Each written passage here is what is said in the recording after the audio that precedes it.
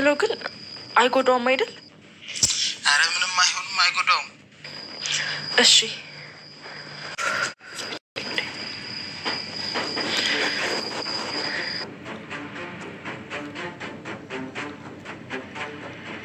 ኩሰጅ ለስለሳ እና ደግሞ እኔ ነኝ የሰራው ልጅ። ስሚ ደግሞ ለአቢጌል አሳይቻት ነበር እንዳትሆን ኩሰጅ።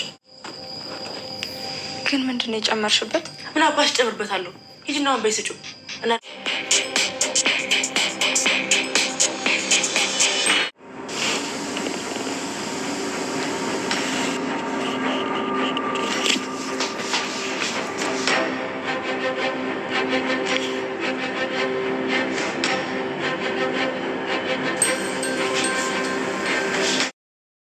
ማርታ አቶ ደረጀን እንግዲህ እንደተለመደው ቀጥታችሁ ዛሬ ሰላምን የልጇን አባት ጠይቃታለሁኝ። ያለ ውድ በግድ መጠየቅ አለብኝ፣ ግዴታ ነው፣ ይሄ ማይቀር የማይሆን ነገር ነው በማለት አስጠንቅቀዋለች። አቶ ደረጀም እንግዲህ እንዴ ምን ማለት ነው ደግሞ እቺ ልጅ እኮ ቀኗ ደርሶ የመውለጃዋ ቀን ቀርቧል። ስለዚህ በዚህ ሰዓት ላይ ለምን ሄደሽ ለምን ታስጨንቂያታለሽ? እንደዛ የሚባል ነገር የለም።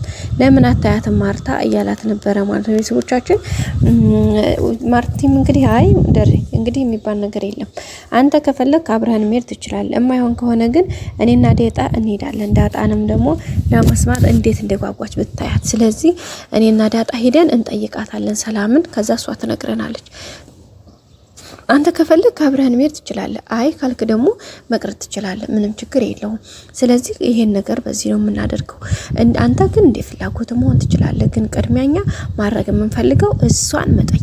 ደግሞ የሚገርምህ ከሄድና ይቀር ደግሞ አንፋታትም ደሬ፣ የምር እንደው ሰዓት ነግረን አንፋታትም እያለችው ነበረና ደረጀም እንግዲህ በጣም ነው የደነገጠው። በቃ እንዴት ለምን እናንተ ቆይ ይሄን ያክል ምንድነው እነግራችኋለሁ ብላችኋል እንዴ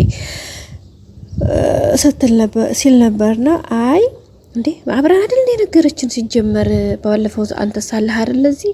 ስለዚህ እንዴት ነው አዲስ ነገር እኮ አይደለም ደሬ ይሄ። ሲቀጥል ደግሞ ከዛ ወዲህም እንደውልላት አው ነግራችኋለሁ ብላናለች። ስለዚህ መስማት እንፈልጋለን። እንዴት እንደጓጓን ብታይ።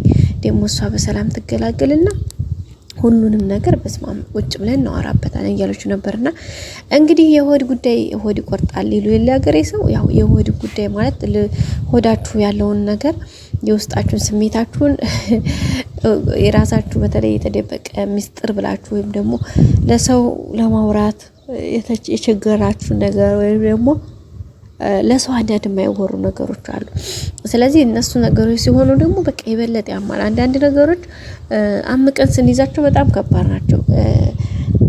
ያኔ አንዳንዶቹ ደግሞ ኖርማል ዝም ብለን ስናወራቸው ነው እንጂ የሆነ ነገር እንትን ስንላቸው በጣም ነው የሚደብሩት። ማለት ያማል፣ ይደብራል።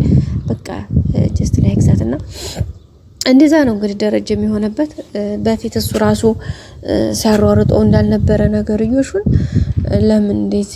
ለምን እንደዚህ ይሆናል ብሎ ነበር እንግዲህ እንደሚታወቀው ከፍ ዝቅ ሲል የነበረው ሲናደድ የነበረው በቃ ብዙ ነገር አንተ ሲል የነበረው እሱ ነበረ ማለት እንዴት ጎረቤት ያማኛል። ከዛም ደግሞ ሰላምን ለምንድን ነው ማተናገር የልጅሽን አባት እያለ እንግዲህ ወጥሮ ያዛት እሱ ነበረ መጀመሪያ። ግን አሁን ላይ እንደሚታወቀው በተለይ የልጁ አባት እሱ እንደሆነ ካወቀ በኋላ በቃ ቅስሙ ነው የተሰበረው። ጋይስ አንዳንዴ ከባድ ነው እኮ በሰዎች ዘንድ ቀላል የመስሎ የታየን ነገር በቃ በራሳችን ውስጥ ሲመጣ በጣም ከባድ ነው ቤተሰቦቻችን። ምክንያቱም በቃ ሁሉ ነገር አይወራም አይደለ? በጣም ከባድ ነው ከምላችሁ በላይና ደረጃም እንግዲህ የሆነበት ነገር እሱ ነው። ገብታችኋል? በጣም ከባድ ነው። በቃ እንደዚህ በቃላት ከሚባለው በላይ ማለት ነው ጋይሶችዬና እሱ ነው እንግዲህ ደረጃንም የገጠመው።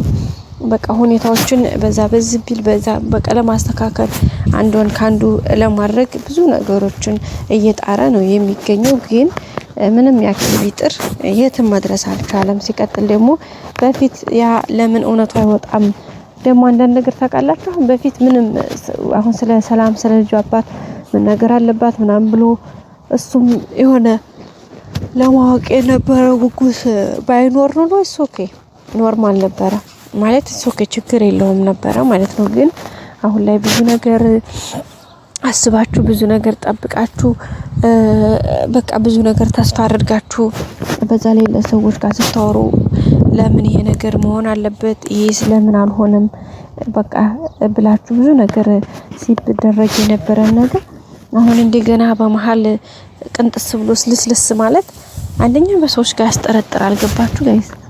በጣም ከሚባለው በላይ ነው የሚያስጠረጥራችሁ። ሁለተኛ ደግሞ በቃ ነገሮች ከአቅም በላይ ናቸው። እንደዛ አይነት ነገሮች በጣም ከባድ ናቸውና እሱ ነገር እንግዲህ በጣም ነው የሚከብደው። ግን ያው ሁኔታዎችን እንግዲህ በሚቻለው መጠን ለማሳለፍ ቻሌንጆቹን ለመቆጣጠር ሁኔታዎችን ለማመቻቸት የሚችለውን ነገር እያደረገ ነው። ግን እንዳልኳችሁ ማርታ ለምን በቃ ይሄ ነገር ማታወቅ አለበት የሰላም ልጅ አባት መናገር አለባት ብላ እንግዲህ አሁን አቋሟን ምንም አልቀየረችም። እንግዲህ ከዳጣ ጋር ሄደው ሊጠይቋትም እንግዲህ ቀነ ቀጠሮ ይዘዋል። እውነት ሰላም ተነግራቸው ይሆን? ደረጀ ደግሞ አርፈሽ ተቀመጪ እያላት ነው የሚገኘው። በእርግጠኝነት ሰላም ደግሞ ይሄን ነገር እንደማትተነፍሰው ተስፋ እናደርጋለን። ምክንያቱም ይሄን ነገር ከተናገረች አስባችኋል፣ በጣም ከባድ ነው። በተለይ በቃ ማርታ ይሄን ነገር ስታውቅ አስባችኋል፣ በጣም ከባድ ነው ጋይስ። ማርቲ በተለይ ደግሞ ጭራሽ ላንቺ ነግርሻለሁ ብላት ነበር። እንደው ካሁን በፊት እንዳውያችሁት በቃ ላንቺ ነግርሻለሁ ችግር የለውም በቃ ብላታለች። እና ሰላም ራሱ ምን እንዳሰበች አላውቅም። ማለት እንዴት በጣም ከባድ ነው ይሄ ነገር ማለት እንደዚህ በቀላል እንጃ። ሰላም ያኔ በቃ በፊት ነበር የተጨነቀችው ልናገር አልናገር እንዴት የሚለው ነገር ነበረ በጣም ውስጧን ሲረብሻት ሲያስጨንቃት የነበረውና በመጨረሻም እንግዲህ በቃ አሁን ላይ በቃ ተተዋለች ነገሩን በቃ አክሽፈዋለች። እና ማለት ለደረጀ ከተናገረች በኋላ ሁሉ ነገር ቀሎላታል። ግን እዚህ ጋር ደረጀ ደግሞ ጭንቀቱ እየጨመረ ነው። አሁን ደግሞ ወይዘሮ ማርታ በቃ የሆነ ነገር ባለች ቁጥር በቃ ደረጀ የለም ጋይስ በቃ ድንግጥ ነው የሚለው። ከዛም ደግሞ ነገሮችን በቃ ከአቅሙ በላይ ነው የሆነበት ማለት ነው። በቃ እንደምላችሁ ጋይስ በጣም ከአቅሙ በላይ ነው የሆነበት። ግን ያው ሁሉንም ነገር በትዕግስት ለማለፍ የሚችለውን ያክል እየሞከረ ነው የሚገኘው በሚችለው መጠን። በቃ አንዱን ወደዛ ሲለው አንዱን ወደዛ አንዱ ወደዛ ሲል አንዱ ሲል እዚህ ጋር ስለ ዳጣ ሲያስብ አሁን ደግሞ የተረገዘው ልጅ ነገር አለ።